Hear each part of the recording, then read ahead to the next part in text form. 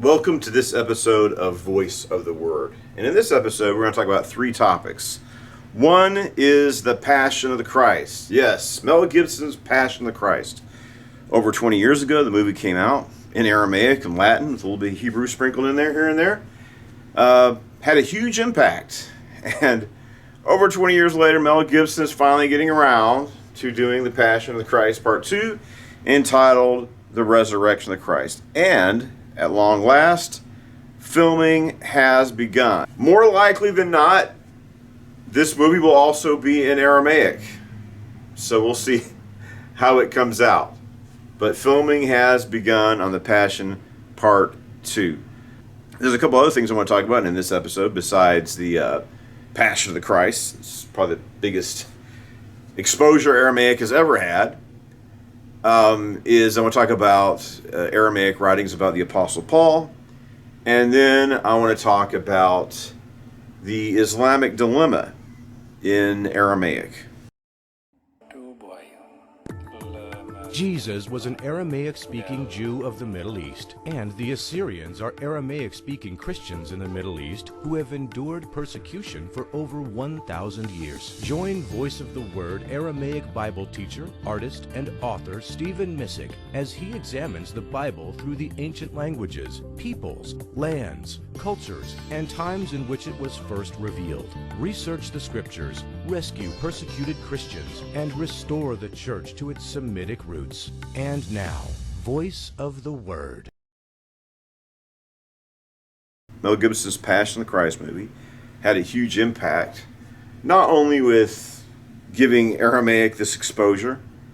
In fact, Aramaic seemed to really obscure to a lot of people. A lot of people assume that Jesus spoke Hebrew. Even in this Chosen series, they say shalom. And what Jesus would really have said is shalama, not shalom. But that's how they have in the Chosen movie. I have mixed feelings about the Chosen series. There's some good things about it, but there's a lot of error mixed in with it. Some people are hysterical. Oh, the Chosen series is terrible. They take objections that it's filmed at a Mormon-owned set. And it's like, that doesn't have anything to do with anything. It's just a film set. As long as it's helpful for production purposes and looks authentic, I would use this set. I mean, if it was owned by atheists or Muslims, a lot of Bible films are filmed in Morocco, which is an Islamic country. So why are they giving Dallas Jenkins a hard time over locations and sets? I think that's absurd. But there's certain things that are not accurate, such as Jesus came to redeem all mankind, but he never went into the house of a Gentile. He praised the centurion because the centurion said, well, just speak the word, because in that culture, you're considered unclean if you went to the house of a non-Jew. And Jesus, the only time that Jesus went into a building, a non-Jewish building, was when he was arrested and forced to appear before Pontius Pilate. And why is that important? Because Peter saw a vision in Joppa when he went into Caesarea to baptize Cornelius. A vision appeared to him that he interpreted as saying that God has made what people consider unclean to be clean, and that God is no respecter of persons. If Jesus was in habit of going to the houses of non-Jews, like you see in The Chosen, then Peter wouldn't have had to have a vision, because he just appealed to Jesus' practice. And after Cornelius was baptized, he had to argue his case before the Jerusalem council. So there was no precedent. What Peter did was of the Holy Spirit. It was essential and important, but he set a precedent by going into the house of Cornelius and baptizing him as a Christian. He's the first Gentile baptized by an apostle. So that seems like a minor inaccuracy, but it's really important. And I don't understand. I just watched the movie, which I thought was good, The Dragon's Prophecy by Dinesh D'Souza, and it's kind of pushing back against this anti-Semitism which is out there. And the temple, he has these computerized graphics that shows the Temple Mount, and it's not accurate. And it's like, if you're going to make a film production, you're going to show Jerusalem as it was in the time of Christ, it should reflect current scholarship and archaeological discoveries, current research, and not just something that's totally inaccurate up on the screen, because people, it has an effect. They see things on the movie screen, especially if it's supposed to be a documentary, and they think it's real. And then he had Samson, mighty Samson, with short hair, before his locks were shorn by Delilah. So it's like, no, he had the 7 locks of hair. That was inaccurate. So we should strive for fidelity of the Bible and historical accuracy. The Passion of Christ, not only did it create a lot of exposure and interest to the Aramaic language, and like I said, it seemed to be very obscure, even though it's in the Bible, one of the 3 languages of the Bible, one of the languages of the Old Testament. There's Aramaic words and phrases sprinkled around the New Testament, across the New Testament. Still, even a lot of Christians didn't really know a lot about Aramaic, and Mel Gibson's movie created a lot of awareness of Aramaic and awareness that's still a spoken language. It's kind of interesting that we're in a spiritual battle. And when the Passion came out, it had an effect. One of the effects of it is not just exposing people to Aramaic, which is important. The other effect of that movie was that it was causing people to meditate on the sufferings of Jesus, what it means when we say Jesus died for the sins of the world, that he shed his precious blood. We talk about it, but to see it, to see what happened, what crucifixions mean, what the flogging, what it was like, just have a film focusing on that. I think it's some of the images in the movie, of course, are very troubling, to say the least. Still a good and important film. Now, the sequel, I haven't seen verification. I imagine to make it fit together, it needs to be in Aramaic, right? Because it's supposed to be part 1 and part 2. And if it's in English, it's like, that'd be kind of strange. I'm pretty sure he's doing it in Aramaic. But this movie isn't just about the Passion this time. This is the resurrection. Apparently he goes back into the fall of Satan, and he has the story of the harrowing of hell. Like when you do the Apostles' Creed, it mentions Christ descended into hell. Now, Christ did not descend into hell as a victim. He ascended into hell as a conqueror. And there's a lot of early Christian teachings, especially in the Orthodox tradition, about the descent into hell. And we find traditions in early Christian writings, such as the apocryphal writings, such as the Gospel of Nicodemus, the Acts of Pilate, that the harrowing of hell was a important concept. Like I said, it is in the Bible, especially in the Gospel of Matthew. So there's hints of it. And probably the last decades of the 1st century and the early decades of the 2nd century, there's a lot of interest in the early Christian community about what it means when Jesus descended into hell. And like I said, it's part of the Apostles' Creed. And Mel Gibson is going to explore that, I guess, with special effects in the movie, showing the harrowing of hell, Jesus descending into hell as a conqueror. The idea is that you had the souls of the righteous dead awaiting their redemption, right? Because the price of forgiveness and atonement is the blood of Jesus. And they can't go into heaven until the price is paid. So Jesus pays the price on the cross. He descends into hell. And you have, sometimes it's called paradise, and the souls of the righteous are taken and then escorted into heaven. And there's these icons that show, so Jesus, he's got Adam in his right hand, Eve in his left hand. He's resurrecting them. And the prophets, King David and the prophets of old, are behind him, and he's going to carry them into heaven's glory. So Mel Gibson is going to show this in this upcoming movie. But no Jim Caviezel.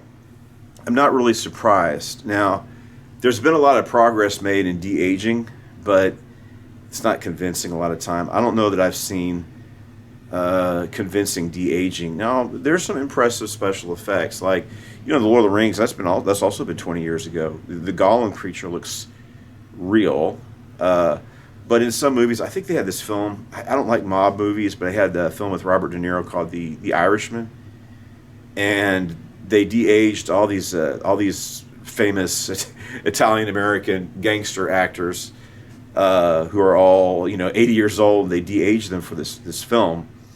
And it's not convincing. And I guess with the Mad Max sequel, George Miller was going to de-age. Was it Charlize Theron? And he saw The Irishman. It's like, technology isn't ready because it doesn't look convincing. And then they're going to have to reshoot some crucifixion scenes for this new movie. And I don't know, it's just not your face that ages.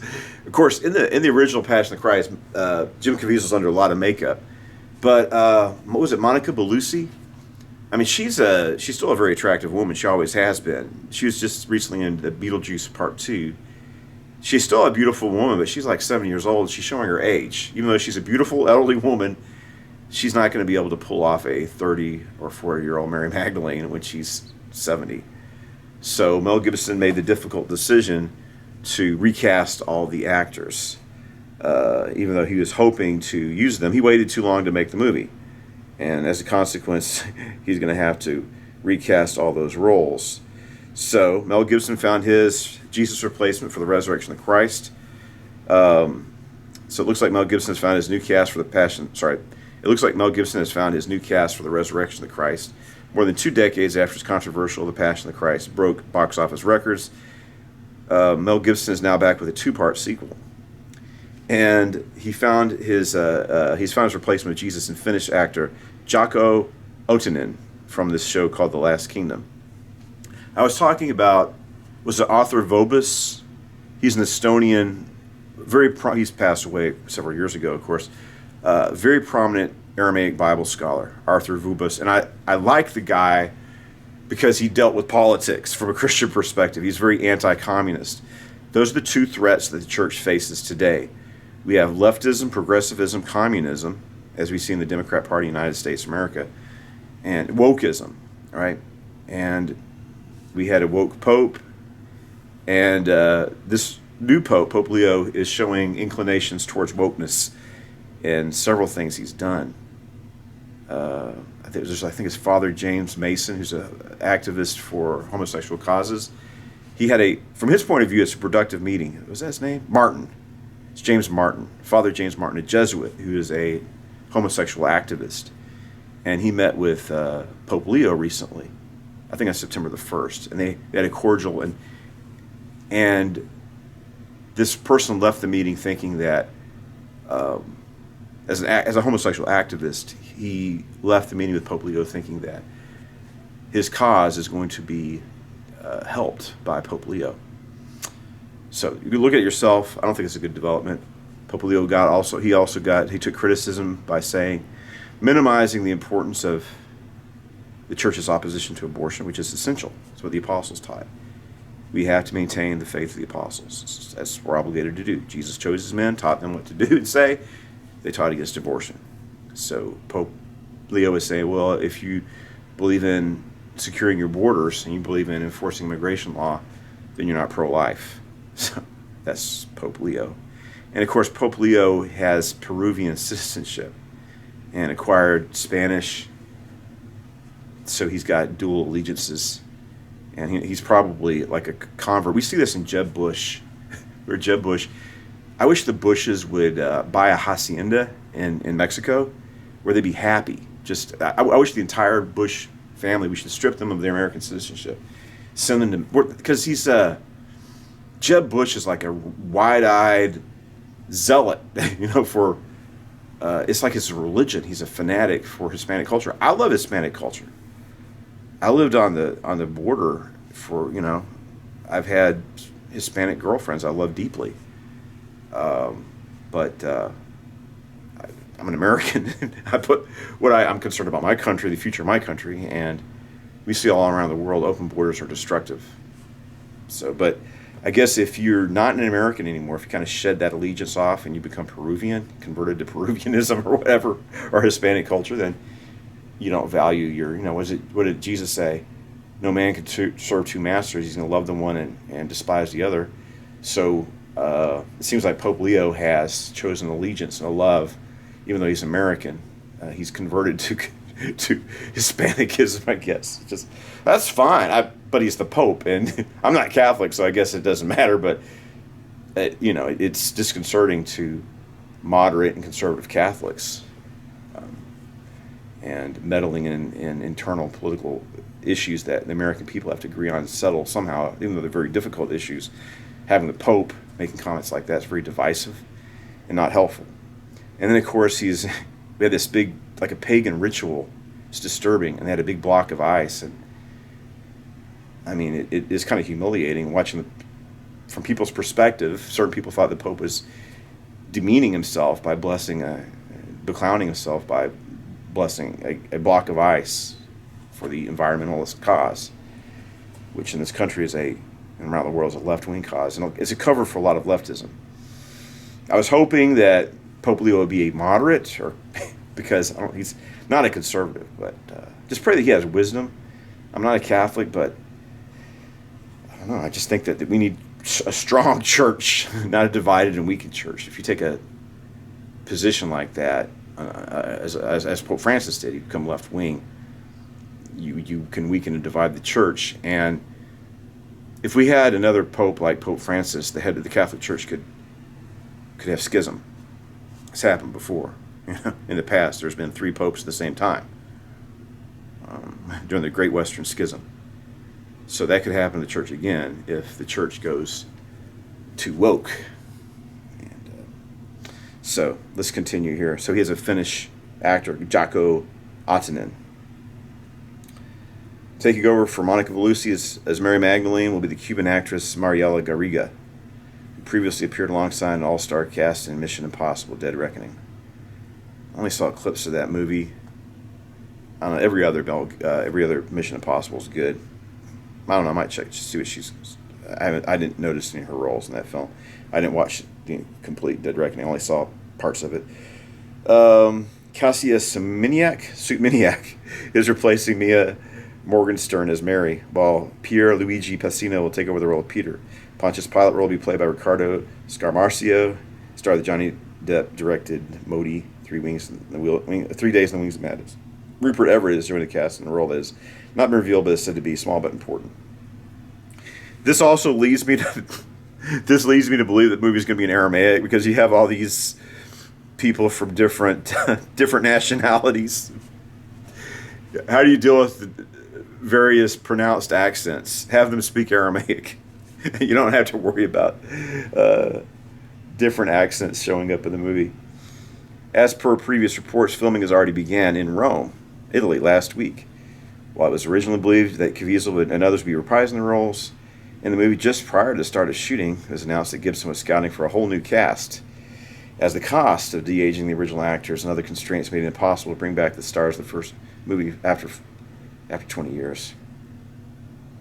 So he's been talking about it. Mel Gibson talked about making a movie about the Maccabees, and I've done a lot of research and studying the story of the Maccabees. The Assyrians celebrate the Maccabean martyrs in August. I think also, or there's mostly in August, but there's other times in which they do it. So Mel Gibson says, it took me about 8 years to write the script for the sequel, which we can call The Resurrection of Christ, because it's a very complex and almost impossible to understand subject, so that necessarily you have to underpin it with a great deal of all of salvation history and theology. It's a very difficult thing to find and synthesize, because you have to understand, firstly, why it matters. You have to think, why is mankind so important in the process? Why are the big realms of good and evil slugging it up for the hearts and minds and souls of mankind? Why us? We're just a bunch of screwed up things. We're imperfect. You have to ask yourself, why are we important? Why are we making the sandwich? That whole huge story. And I think to understand it, you have to start with fall of the angels and the firmament right before the beginning. It's like a pretty crazy idea. What would it look like? I know what it looks like. It's not one film, but it's 2 films. It's massive. So it's going to be split into 2 films, The Resurrection of Christ. Each part will be released in 2027. So I'm looking forward to that. And I hope that the movie is successful. And I think Mel Gibson was going to make the Maccabee movies, doing the Maccabees, but instead he made Hacksaw Ridge. Now, Hacksaw Ridge is an excellent movie. I'm glad he made it. I was touched by it's a good Christian film. I was watching with a friend of mine, and the violence. She's a soldier. I love that woman. I need to call her sister in Christ. But we're watching the movie together. She's like, oh no. She couldn't take the violence of Hacksaw Ridge, and it's like, I don't know. Maybe she's had different experiences in the military than I have, but it's not funny. I've seen some horrific things. Soldiers having it. As a veteran, I'm a disabled veteran, and We have Memorial Day for, the soldiers that died, and we have Veterans Day to appreciate veterans like me. But, we should have a Wounded Warrior Day for especially people with horrific injuries, people who lost arms and legs. I've seen burn victims, people burned up by Iranian EFPs. I praise God that Trump brought justice to Soleimani. I was happy to see that, having worked in a military hospital, seeing our soldiers come back. They're letting Iran with impunity blow our soldiers to bits, and I'm at the hospital seeing these soldiers come in there, and it enraged me. So it's like, why don't they show appreciation for us? Of course, these soldiers had a lot worse than me. I'm talking about soldiers that have acquired in combat or other ways, have acquired injuries or physical disabilities from military service. I think we should have a Wounded Warrior Day. It's like, appreciate your service. And you're in pain. I'm in pain, all the time. And it's difficult. It's like, I think we should acknowledge our soldiers who are injured, especially those who are injured in combat, the soldiers who endure injuries and war injuries or disabilities from military service. So, yeah, I'd be happy to see a Wounded Warriors Day where we acknowledge, you can't see my injuries. I guess I have scars on my body, but there are people who are disfigured and will be for the rest of their life that, it's disturbing to look at them in public. It's just shocking. I've dealt with soldiers like, you have to minister the love of Jesus to people with horrific injuries. So, let's go on for a different subject. I want to mention also a description of the Apostle Paul in the Acts of Paul, and this is kind of interesting. And the Acts of Paul, of course, when you look at these apocryphal Gospels, I think there's certain things that motifs and certain features of these stories which are kind of universal. And for some reason, there are certain things that attracted the reading or listening audience at that time, which are hard for us to understand. And like these slave narratives, like books, like it's a genre, right? Like books like Uncle Tom's Cabin. It's like anti-slavery literature from that period before the Civil War.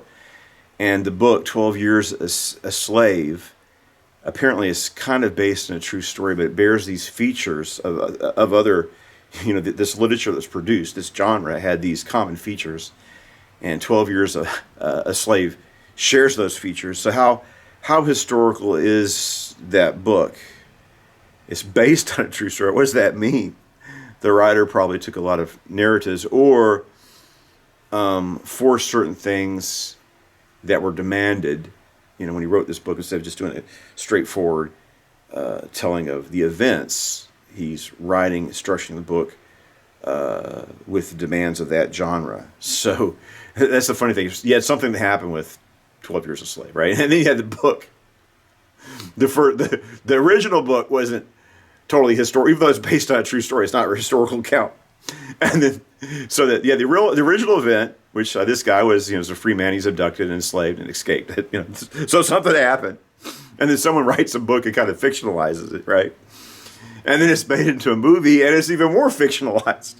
But then people go to the movie and they go, "Wow." And the movie's not even accurate to the book, and the book's not accurate to what actually happened. And it's fitting the demand. So the same thing is true with some of these apocryphal acts. It's the same thing. How, I don't know, like Andrew, goes to Achaia, Patras and Greece, or he goes to other places, and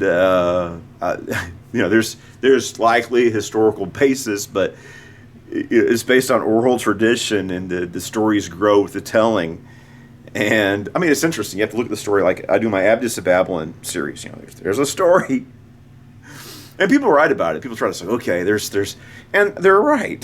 There's a historical kernel to that story, but the person who wrote the book and around the year 150, just like 12 Years a Slave, there's certain this genre of apocryphal Acts, and there are certain features that were demanded. And like some of the stories are kind of outlandish and sensational, and that strain credulity. And then there's parts that seem like that's probably true. That's probably true. That's rings true. I'm sure, or one of the sermons. Yeah, it seems like something that Peter or Andrew or one of these other apostles would have done.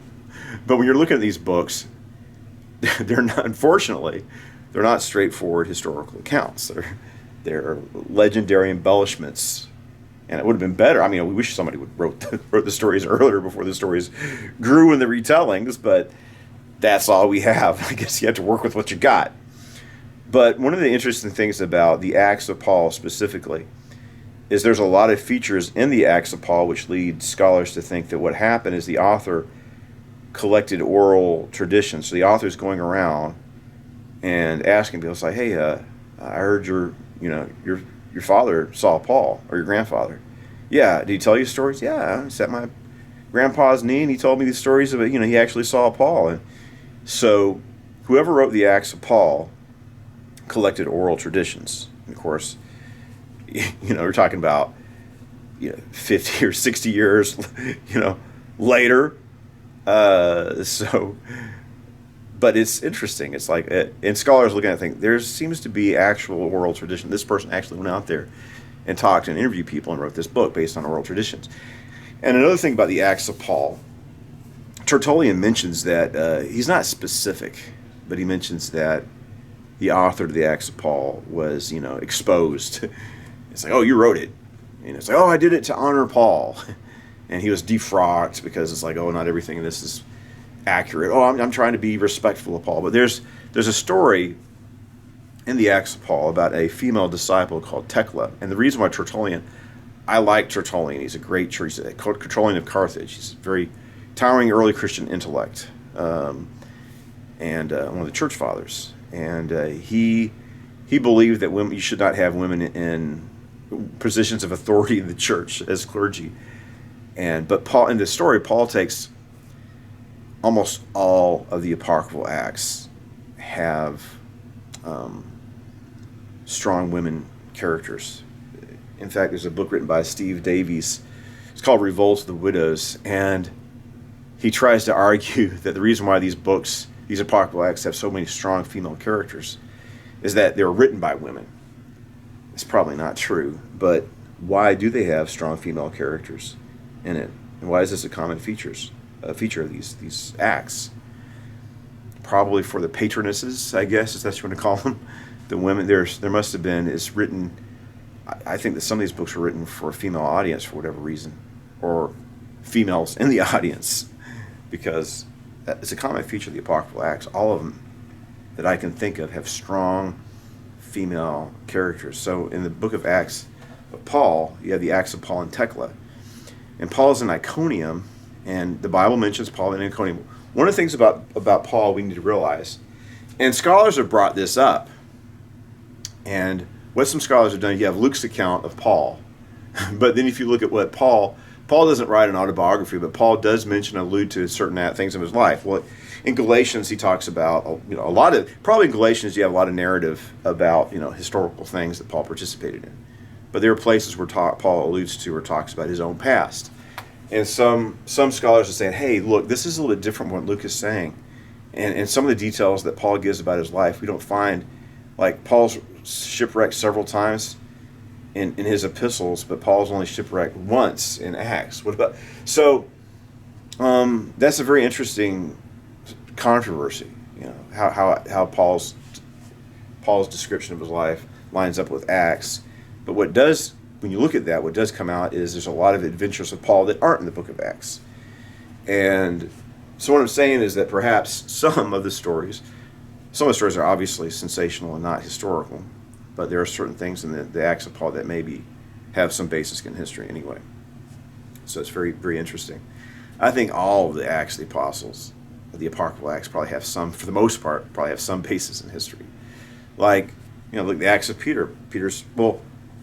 the Pseudo-Clementine, the Ebionite Acts of the Apostles, the Pseudo-Clementine, the Homilies of Clement and the Recognitions of Clement, which are a biography of Peter. Paul doesn't appear in these works at all, but it's a biography of Peter. from the perspective of Clement. It's about Peter's missionary journey from Caesarea all the way to Antioch. And then the Acts of Peter picks up and tells the story of Peter's martyrdom in Rome. And we know that Peter was martyred in Rome, crucified in Rome. That's a historical fact. So what does that mean? And even the Acts of Peter is not a straightforward, firsthand or accurate account, but it is based, it's a retelling of things that did happen.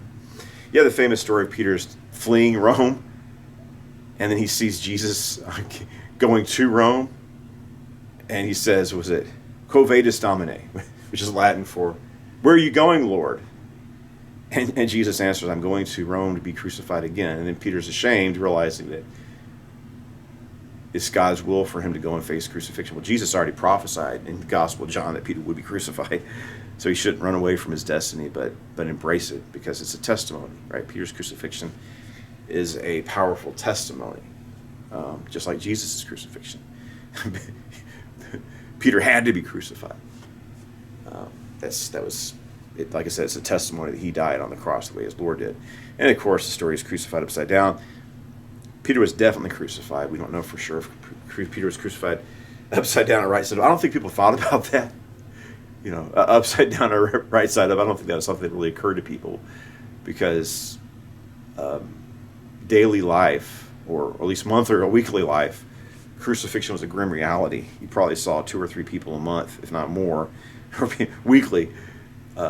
Seeing the horror of people being crucified was a common experience. I don't think people would think, well, I crucified upside down or sideways. Even though sometimes the Romans did crucify people in different positions to entertain themselves, but rarely. There are records of that happening. So it's possible that Peter was crucified upside down. But then some of the other apostles who were crucified, some of the texts say they were crucified upside down. I don't believe it. They're crucified, then they're crucified. I don't think they really thought of crucifixion that way. I will grant it that Peter was probably crucified upside down, but I believe that, like, Philip was crucified. Andrew's crucified on an X-shaped cross, but I don't believe that Andrew's not being described as being crucified upside down. I think the text doesn't really clarify the shape of the cross. That's a later description. But I believe Philip was crucified, but I don't believe that Philip was crucified upside down. So this text has a description of Paul, and it's very interesting, where Paul is described as being short, and here it is. In the Syriac, the Aramaic version of the Acts of Paul and Thecla, Paul is a man of middling size, so he's short, his hair is scanty, he's balding, and his legs were a little crooked, his knees were projecting, and he had large eyes. His eyebrows met, and his nose was somewhat long, and he was full of grace and mercy. Sometimes he looked like a man, and other times he seemed to be an angel. So probably what happened is someone had seen Paul. What did Paul look like? And maybe this description was written down by somebody, or passed down by word of mouth. Kind of makes sense, right? He's a short Jewish man with a pronounced long nose and balding and bow-legged, unibrow. But it's probably based on an accurate depiction, of Paul. I think it's the only specific description of any of the apostles we have, and it seems to ring true. Now, this is in the Acts of Paul and Thecla, and like I said, this story is set in Iconium, but she's a convert of Paul. She becomes a disciple of Paul, and I went to the Aramaic-speaking village they speak Western Aramaic, a dialect closer to the way that Jesus would have spoken, because you have 2 dialects, or 2 branches of Aramaic. You got Western Aramaic and Eastern Aramaic. Now, classical Syriac Aramaic was mutually intelligible with Jesus' Aramaic. Probably the closest representative of how Jesus would have spoke would probably be, well, the Dead Sea Scrolls, obviously, which is contemporary. Maybe the Aramaic sections of the book of Daniel as well. So they show us Aramaic as Christ would have spoken. Christ would have spoken Western Aramaic, Galilean Aramaic. Now, we do have other examples. We have Christian Palestinian Aramaic, fragments of the gospel in that language, which is later from the time of Jesus. And then we have Galilean Aramaic in the, it's called the Tiberian, actually, or the Palestinian Talmud, which is now called the Jerusalem Talmud, even though it wasn't. It was composed in Galilee, but they call it the Jerusalem, because they don't want to use the term Palestinian anymore because it's taken on a new meaning. So they call it the Jerusalem Talmud. But Aramaic is, like I said, classical Syriac Aramaic is very close to the way Jesus would have spoken, but technically that's Eastern Aramaic, and Jesus spoke Western Aramaic, which is spoken in Maloula. And I've been to Maloula several times. And while I was in Maloula, I was able to, they have the shrine of Saint Thecla, and there's a story that she's trying to capture her and force her to marry or something like that. And she was supposed, there's a canyon at Maloula, and they're saying that what happened was, because she's an apostle of Paul, and because they're trying to force her to, violate her sexually somehow, to punish her for being an apostle or disciple of Paul, the apostle. She flees to Maloula, and then she's boxed in, right? But then God opened a canyon, and she escapes and closed the pathway. So I walked through that canyon. I went to Maloula, and I actually wrote my book, The Words of Jesus in the Original Aramaic. I wrote part of that in Maloula. I thought that'd be which I did. It's kind of an interesting experience. But Maloula was a nice, beautiful Aramaic-speaking Christian village, and they suffered a lot during the Syrian civil war under ISIS. And there's some other Aramaic villages in that region that were totally depopulated during the Syrian civil war. We need to pray for that region. God is going to judge the Islamic world for its sins soon. He's already judging them. And something that's happening that's unprecedented is the work of Sam Shamoun and David. Sam Shamoun is the so-called Syrian encyclopedia. I saw him today. What happened to Sam Shamoun? Sam Shamoun belonged to the Assyrian Church of the East. And I don't know why he did this, but he converted to Islam, and then he soon saw the error of his ways, and he became an evangelical Christian. And then he mastered Islam so he could debate them, because he had a debate, and he was humiliated because he wasn't prepared. So he learned how to debate. He learned, memorized the Quran and mastered the Hadith. So Muslims are afraid to debate him because he just, he's the Assyrian encyclopedia. He has encyclopedic knowledge of all their foolish, absurd beliefs, and he just shoot him down. And David would. So Islam has never been exposed to this type of scrutiny. They can't withstand it. And this is an unprecedented age where they, and we're going to talk in this next phase of this program. I want to talk about how we got Sam Shamoun doing it today, but Sam Shamoun, as he's the Assyrian encyclopedia, he's not the first one. During the early days of Islam, another Assyrian, but Syrian Orthodox, an Aramaic Christian, a Syriac Christian named George of Beltan, or Georgis of Beltan. He was the patriarch of the Syrian Orthodox Church, and he was persecuted by the caliph, and he was thrown. This is awful, but he was thrown in a dungeon with the Assyrian patriarch. They were cellmates, and another prominent Assyrian Christian leader there, and the Greek Orthodox. These caliphs were insane. They're rounding up all the patriarchs. The Greek Orthodox patriarch. I mean, this is what Islam's always done, and people don't know about it. See, that's the thing is, people don't understand the history of Islam, and so the Muslims use deceitful tactics to try to, but now we got access to history. We got to educate people. It's like, no, we treated Christians so good. Yeah, it's like, that's because we're not familiar with the Eastern Christian churches in the West and in America. But now we have access to the material, and we can see that's not true. The Greek Orthodox patriarch, the Syrian Orthodox patriarch, and the Assyrian Church of the East patriarch thrown into a dungeon together. But while he was there, this man, he had a very difficult term of office as patriarch. But he actually, I guess he went into negotiations and made agreements with the Assyrian Church of the East, mutual beneficiary agreements, and having respect and cooperation among the denominations, which is very rare. But he wrote a commentary on the Gospel of Matthew, and he engaged in apologetics and polemics against Islam, and he's the first one to devise what's called the Islamic dilemma. And what is the Islamic dilemma? The Islamic dilemma is obvious, because Muhammad says, Jesus is a prophet, and I'm a prophet. I'm a prophet like Jesus was, and Abraham, I'm going to co-opt Abraham. I'm going to try to legitimize myself by appealing to Abraham. So I'm part of this tradition. I'm just a part of the prophetic. He would say prophetic. Yeah, the prophetic tradition. Abraham's a prophet. David's a prophet. Moses is a prophet. Jesus is a prophet. And I'm a prophet. Now he's illiterate. It's amazing how many historical anachronisms and mistakes are in the Quran. It's rife with them. And it's, the Quran is a product of an unlearned mind.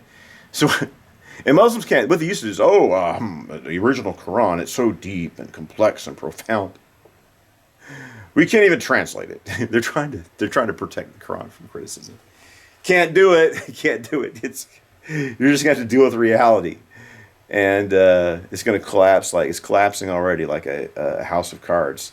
But Christians in the Middle East are suffering right now. Things are about to change, but for now, there's a lot of suffering. Not just Christians in the Middle East, Nigeria, and other places.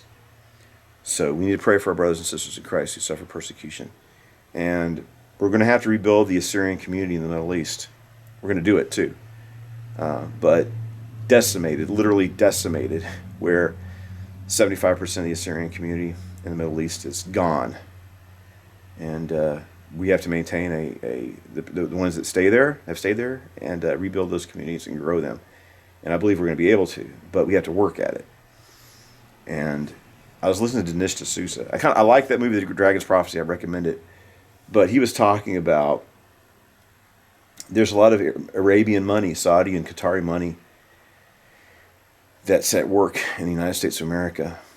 They're trying to build, I want to mention this real quick, they're trying to build a Sharia law enclave in the greater Dallas area called EPIC. Was it East Plano? I forget what it's an acronym, EPIC. EPIC City, a independent Muslim city-state outside of Dallas. A Sharia law, so an enclave of Texas and people complained about it. The governor of Texas signed a worthless decree that has no effect. That's not going to stop him. Our Attorney General in Texas, Ken Paxton, is trying to take legal action to stop this Muslim enclave in Texas from forming and breaking away and doing that, having an independent Muslim city-state here in Texas. He's trying to shut that down, and hopefully he will. But we have perils here in the United States. Look what's going on in Europe right now. But I really believe the hand of God is moving. And it's going to move. But pray for Texas. Come on. Why don't we have men of conviction in politics? It's like the two things. I talked about this in an earlier program. Radical Muslims and the radical left, they have zeal. But they believe it's terrible. Their ideas are bad. And millions of people, 100 million people have died under communism, which is what leftism is now. Probably look at 250 million or plus that died under. So 100 million killed by progressivism and the Democrats and socialists and all that stuff. And just in the 20th century, 100 million people in Maoist China and the Soviet Union. And then with the Muslim world, through 1,400 years, 250. I think someone's calculated all the Islamic wars, how many people died. This is just non-Muslims, 250 million. How many Muslims died then? So you're probably looking at the entire population. 350 million people die because of Islam. That's a guesstimate. I think we're looking at, honestly, 250 million people. So these ideas are shocking and destructive. A baleful influence on mankind, and yet the proponents of these ideas, they're not ashamed that they've done these things. They're proud of it, and they have even though their convictions are awful, they have convictions, and even though what they've done and what they plan to do is terrible, they have zeal.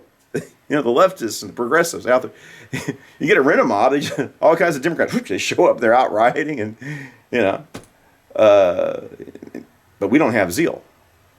It's like Simon the Zealot. I was thinking, some people think there's controversy about that. It seems like it's Simon Koinonia, and that word means zeal in Aramaic from the first century. But what does that mean? Was Simon a member of the Zealot faction, which is an insurgent group against the Roman rule?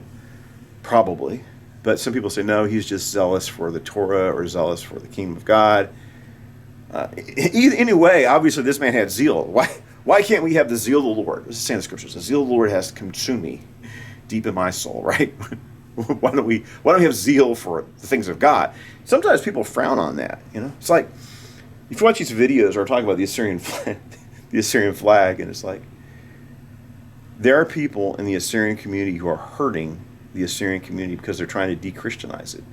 That's the worst things that can happen to the Assyrian community. It's this de-Christian. And not only are they trying to de-Christianize the Assyrian community, they're trying to paganize it. And it's like, let's go back and worship these old gods. And I was thinking about, it's like, do you know what they did? Sexual ritualism, sacred prostitution, sacrifices, the kind of sacrifices they offered. I mean, St. Thaddeus, he preaches against the doctrine of Adi. Do you want to go back to that? Isn't the way of Jesus a better way? So let's look at the Islamic dilemma real quick, and then we'll be completed with this program. I left a thought dangling there, and I want to explain the connection between the actor that plays Jesus in the new Passion of the Christ movie and Arthur Vubas being Estonian. Finland and Estonian, they both speak the Finnish language, different dialects of Finnish. It's pretty much the same language. So back to the Islamic dilemma.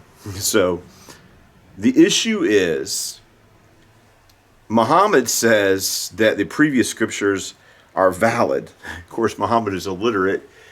All he knew about the scriptures was what he heard, and is all confused and garbled in his mind. But it didn't really matter. Who's he speaking to? He had enough knowledge to serve his purpose. He had to know he wasn't a true prophet of the Lord. And if you look at Allah, if you look at his prophecies, a lot of his prophecies are self-serving anyway. So he was in it for himself, and he was using religion to become the king of Arabia. So, but be that as it may, what he does is Muhammad says, I can prove I'm a true prophet. Just to look at the Torah and the Gospels, they verify that I'm a true prophet. You, Christians and Jews, judge me by your previously revealed scriptures. They are valid, and they speak of me. But if you consult the Gospel and the Injil, the Injil and the Torah, or was it called Torah and Injil, the Torah and the Gospels, they condemn Muhammad as a false prophet. So now the Quran does not say that the scriptures were altered or corrupted or changed or anything like that. It says that the Christian, the Jewish scriptures prove him. But the thing is, if Jesus is a prophet, of course, Muhammad's trying to legitimize himself as Muhammad's trying to co-opt Abraham and legitimize himself as I'm a descendant of Abraham. And then with Jesus, he says that Jesus is a true prophet. But if Jesus is a true prophet, Muhammad can't be. They both can't be true prophets. And he says the gospel is a true revelation of Jesus Christ. And so it condemns. So the issue is, if the scriptures are true, like Muhammad says they are, then he's not a prophet because the scriptures condemn him as a false prophet. And if the scriptures don't still exist, then he's a false prophet because he said that the scriptures are valid, right? And Muslims or Mohammedans, that's which they really are, they're kind of boxed in because the scriptures, you can't get around it. Their responses to the Islamic dilemma, they might convince Muslims, but just anybody that's intellectually honest, they can't answer the Islamic dilemma. The only thing they can say is which is preposterous. Oh, there was a gospel that affirmed our beliefs, but it's lost. There's no evidence or reference to it anywhere. It's absurd. Sometimes they try to say, well, the Jewish Christian Ebionites, but we have their writings. This is the Acts of Peter, the Syriac or the Aramaic Pseudo-Clementines, and they almost all of this represents Christian doctrine. It's even the Jewish Christians, Torah observant Jewish Christians, held the essentials of the faith for the most part. A lot of them are non-Trinitarian, but everything else that's wrong. It's heretical, but pretty much everything else, especially in these writings we have from the Ebionites, it's for the most part correct Christian doctrine, at least in these texts that came down to us. Like I said, for the most part, there's some things in the Clementine homilies I don't agree with, but the recognitions of Clement are pretty good. So the first person to enunciate, describe, and explore the Islamic dilemma is this Syriac Orthodox bishop. Now, this was in the Vatican, the hidden archives of the Vatican. Bert Jacobs, he wrote an article called An Early Syriac Response to the Charge of Tahrif, which is the corruption of scriptures, in George of Beltan's commentary on the Gospel of Matthew. So this is a scholarly article written, and this shows how much research needs to be done in Aramaic. So we have all these manuscripts, important manuscripts, just smoldering away, collecting dust in these museums. People need to learn Syriac, go and translate these important documents. As we can see, this has just been sitting there collecting dust on the shelf. It's very, very important commentary on the Gospel of St. Matthew. Let's listen to what Patriarch Georgius has to say. He wrote an article. He wrote it in his commentary. This is chapter 49. It says, against the pagans. He doesn't call them, even though he's writing in Syriac. John of Damascus wrote, he devastates, but in the early 700s, he devastates Islam in his description. So these church fathers are pretty bold in demonstrating the absurdity and falsehood of Islam. So he writes here, against the pagans, meaning the Muslims, concerning the veracity of the Gospels. The Muslims say that many things in the Gospel have been changed by us, but these changes should be, or these charges should be questioned as follows.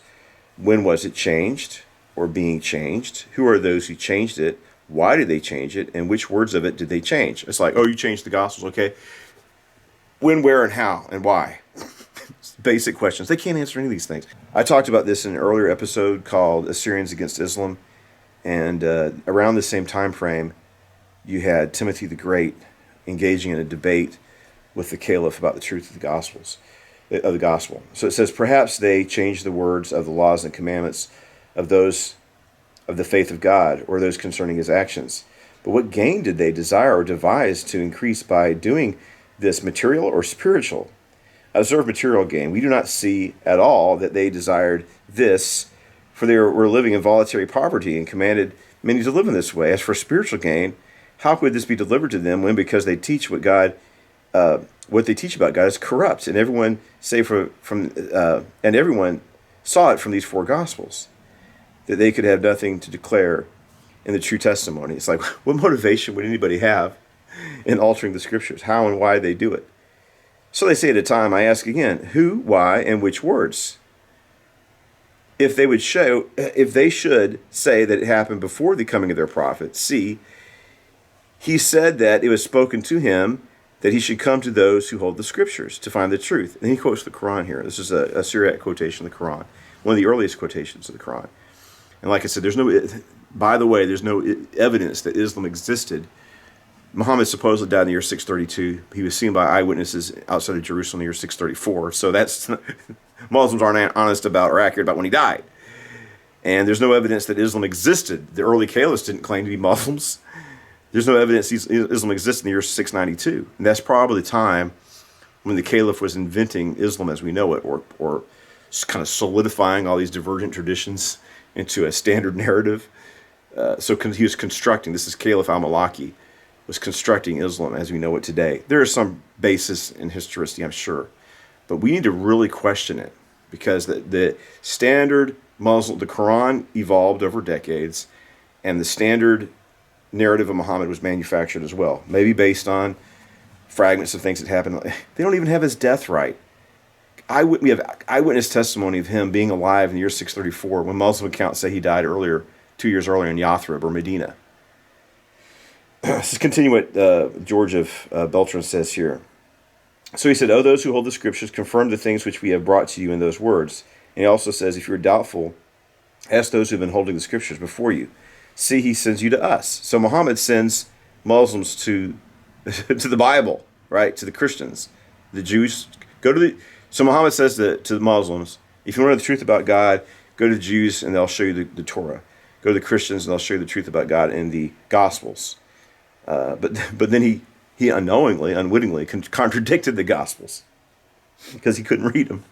Didn't have direct access. He just assumed that, so that's what he says. See, he sends you to us.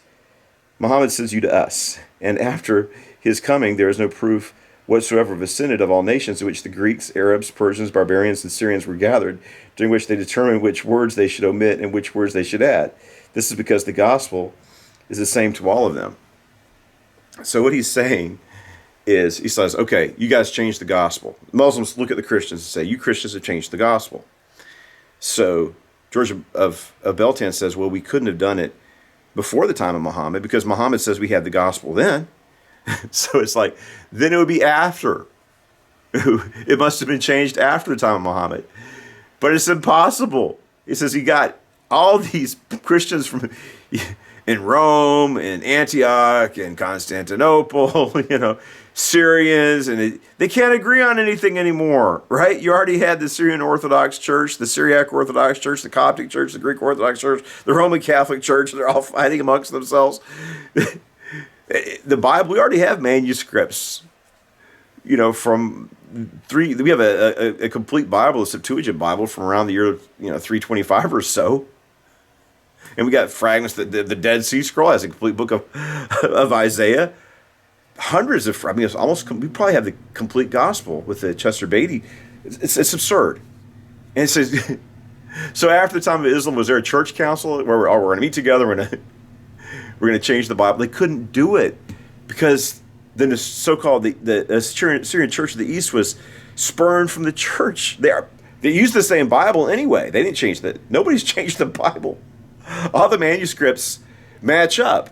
They already have an Ethiopian Bible. You have a Coptic Bible. They're all the same. And at this time, after Islam, there's so much disagreement among these different denominations. They wouldn't agree on rewriting the Bible, so it's absurd. It's absurd, as he's demonstrating here. And he says the gospel is the same to all of them. All these different languages, they already had the Bible translated into these languages: the Syriac Bible, the Coptic Bible, Ethiopic Bible, the Greek Bible. I think he even had the Gothic Bible, the Latin Bible. He already had the Latin Vulgate at that time. They're all the same Bible in different languages, different, the Catholics, the Orthodox were already different at that time. And who are those who would have changed it? If they should mention the apostles, they testified about them, they were excellent men who would not commit this act. In addition, there were simple people who did not know how to write. And observe, they were being commanded to possess no purse, no bag, and no staff. Therefore, the gospel is true. And everyone acknowledges and says that it is not in the hands of Christians. And everyone acknowledges and says that it is in the hands of Christians. The gospel is true, and everyone acknowledges that the true gospel, is in the hands of Christians. If not, what would be the true one according to their prophet? And what would it be, the books of the prophets, according to these pagans? So it's like, okay. And that's the thing. It's like, produce your Bible. You know what they try to do? There's the Gospel of Barnabas, which is an obvious, notorious forgery from like the 1300s, I think, in Italy. And, it's such an absurd fraud. I guess some Italian converted to Islam for whatever reason and wrote a Muslim gospel. So no serious scholars are going to... Muslims would like the Gospel of Barnabas, but it's an obvious, very late and obvious fraud. So that is a statement of the Islamic dilemma made by an Aramaic Christian called George of Beltan. And then he goes to another important argument for the truth of Christianity, which is called the true religion argument. Another way, this became very popular in anti-Islamic polemics and apologetics used by Arab Christians for a long time, the true religion argument. And so this is verse 5. It says, another way, the truth of the gospel is known from these causes. First is from the soundness of his teaching, which transcends all earthly lusts. You look at Muhammad, he's like, okay, you fight for me in jihad, you can rape women in the battlefield, you can rob and plunder, everything you take from an unbeliever is yours. And if you die in combat, you're in it, you have an eternal, this is what they say in their hadith, you're eternally aroused. Eternal, you have an everlasting arousal, put it in a nicer way. and you'll be constantly deflowering virgins. And what happens is you deflower this woman, and then her virginity is restored, so you can deflower her again and again and again perpetually. And you get to enjoy, according to the Quran and the Hadith, you get to enjoy alcohol in heaven, and you got little boys there that you can fulfill your. I think it's horrifying, but this is what Muhammad promises in the Quran to people who die waging jihad. So what George Beltan says is like, we're about denial of the self, not indulging in not indulging in cruel acts like murder and theft and the things that these people teach. We don't teach that. First, from the soundness of teaching, which transcends all earthly lusts. No lust for vengeance, no lust for perverse sexual gratification, none of that. Second, from the fact its commandments heal all sorts of infirmities of the soul. Thirdly, from the truth of knowledge. Thirdly, from this knowledge of the things which are to come. Fourth, from the fact that all nations and peoples have accepted it without the compulsion of power, or the gift of riches, or elegance of speech, or the slyness of modes or ideas, from the acquisition or conviction of consolation. That is, because its teaching is beyond all minds. It's transcendent to the point that it is even considered folly. So, like, he's a horrid person, Obama. He goes, look at the Sermon on the Mount. Nobody do that. Obama looks at the Sermon on the Mount with contempt. Who wants to live like Jesus taught, showing kindness and love and turning the other cheek? So, of course, he's an unregenerate, wicked man. But that's how, as a carnal, worldly-minded person, that's how the perspective of an unregenerate sinner, that's how they see. But it's like, this is a very elevated standard of righteous living that Jesus propounds on the Sermon on the Mount. And people like Obama, they're revolted and turned away from it and mock it. And as Muhammad and his followers have done. Fifth, from the testimonies of Scripture about it, therefore every book in which all these things are collected is the perfect, complete truth. And everything that is lacking from them is entirely false or imperfect. And he's talking about the Quran. False and imperfect. So I want to clarify the true religion apology from Syriac, as we read from George Beltan. So this is a popular motif in Islamic or Christians living under Islam in their literature as a form of counter-political theology. George Beltan described the true religion argument. You get Dionysius of Tel Mahri, Jacob Barsacco, and Gregory Bar Hebraeus. So these people use this the so-called true religion. So you have four Aramaic Christian writers, arguing for the truth of Christianity through the true religion argument. Across their works, the true religion motif follows a common structure. Positively, it affirms Christianity as a true faith based on fulfilled prophecies and miracles performed by Christ and his followers. Negatively, it explains the acceptance and spread of religions other than the true one, most notably Islam, by appealing to the all-too-human motives such as coercion, material gain, ethnic or tribal solidarity, preference for easy teachings, or lax morality. Writing in the context of the Islamic Empire, all these four Syriac authors adopted this apologetic model to different intellectual and social settings. Georgius of Beltan deploys the true religion argument in biblical exegesis to confront early Muslim criticisms of the scriptural integrity of the Gospels. Dionysius of Tel Mahri integrates the motif into his historical narrative, offering a counter-history of the rise of Islam. Jacob Barsacco embeds the apology within a systematic theological framework that rationalizes Christian belief against Islamic objection. Finally, Gregory Bar Hebraeus, writing in a scholastic register, presents a more ironic yet theologically firm version of this argument. Taken together, these texts illustrate the true religion apology function as a durable and flexible discourse through which Syriac Aramaic Christians responded to the dominant religio-political order. Far from being a static polemical form, it operated as counter-political theology, affirming the legitimacy of the Christian faith while critically engaging with the Islamic Empire's theological claims and imperial ideology. Islam is an imperialistic religion bent on global conquest to this day. Their theological claims and imperialistic ideology at the same time explaining Christianity's political marginality. So this is a conference, the True Religion Apology, as Counter-Political Theology in Syriac and Coercive First and Early Arabic True Religion Apologies. It's a conference that's coming up in November, and the speaker is Bert Jacobs, the person who wrote this article. And there's Stephen Furman. This is KU Leuven and University of Oxford. So this, I guess they're going to have a conference about Syriac theologians. So in conclusion of this program today, I want to show some video and photographs I took of Maloula, which is supposedly traditionally one of the stomping grounds of Paul's disciple, Saint Thecla. And I'm going to play some Western Aramaic from Maloula so you can hear what modern Western Aramaic sounds like.